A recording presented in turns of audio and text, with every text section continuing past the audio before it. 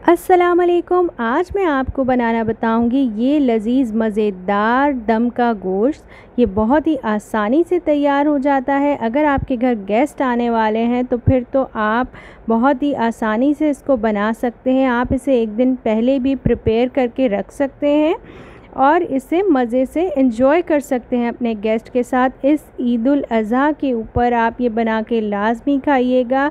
तो चलिए हम चलते हैं रेसिपी की तरफ। 1 केजी के करीब यहाँ पर मैंने लिया है बोनलेस बीफ। आप चाहें तो बोनलेस मटन का भी इस्तेमाल कर सकते हैं। अब मैं इसमें तमाम स्पाइस ऐड करूँगी। बोटी मैंने ली है दरमियाने साइज़ की। तो स्पाइस में यहाँ पर सबसे पहले डलेंगी 4 मैंने ली हैं हरी मिर्चें। हरी मिर्चों को मैंने क्रश कर लिया था मोटा मोटा। अब मैं इसे इसमें डाल रही हूँ।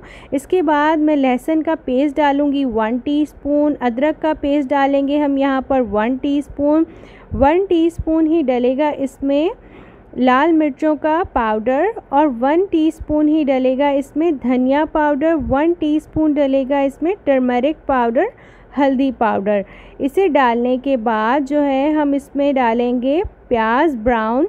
आप आगे देखेंगे। अच्छा, इसका सबसे अच्छा बेनिफिट ये है कि हम ये जो तमाम स्पाइस डाल रहे हैं सारी मैरिनेशन को हमें 2 आवर्स के लिए रख लेना है और फिर हम इसे कुक करेंगे। यहाँ पे मैं ब्राउन लिए हैं मैंने अनियंस।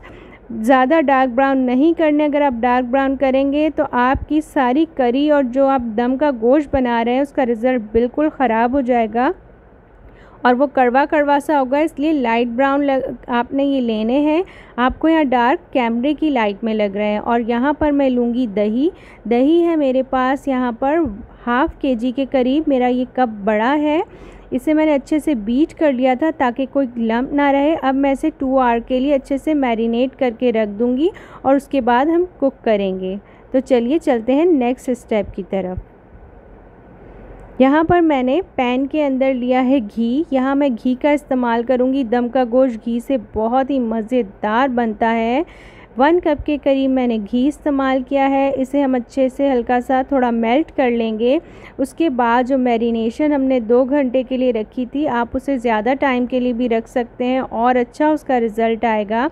इसे डाल देंगे और डालने के बाद हम इसे मीडियम फ्लेम के ऊपर अच्छे तरीके से भूनेंगे। 4 से 5 मिनट के लिए हमने भूनना है।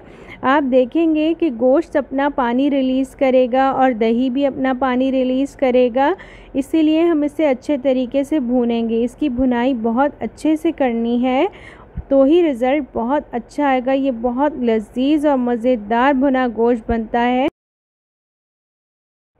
गोश्त का जो पानी है हम इसे अच्छे से भुनाई करके ड्राई करेंगे ताकि ये अच्छे से भुन जाए। देखिए मज़ेदार सी इसकी भुनाई कर ली है हमने, आपको नज़र आ रहा होगा और अच्छे से आपको ऑयल भी रिलीज़ होता हुआ नज़र आ रहा होगा। बिल्कुल ऐसे ही भुनाई करनी है। 4 से 5 मिनट का वक्त लगा था। अब मैं इसमें 2 ग्लास पानी ऐड करूँगी और इसे रखूँगी स्लो फ्लेम पे। स्लो फ्लेम पे मैं इसे 45 मिनट्स के लिए रखूँगी। 45 से 1 आवर के लिए बिल्कुल स्लो फ्लेम पे रखना है, तभी हमारा दम का गोश्त बहुत ही लजीज़ मज़ेदार बनेगा। 45 मिनट्स गुज़र चुके हैं। मैं आपको दिखाती हूँ कि हमारा कैसा मज़ेदार सा दम का गोश्त तैयार हुआ है। देखिए लजीज़ मज़ेदार गोश्त तैयार है। ये रेसिपी आपको लाजमी पसंद आएगी।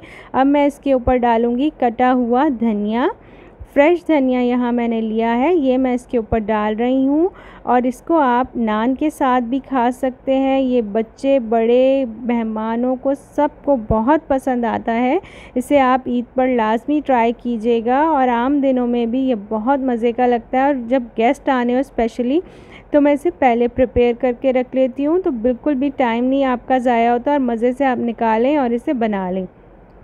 अगर आपको मेरी रेसिपी पसंद आई हो तो इसे लाइक कीजिए, फैमिली फ्रेंड्स में शेयर कीजिए, मेरे चैनल को सब्सक्राइब कीजिए। अल्लाह हाफ़िज़।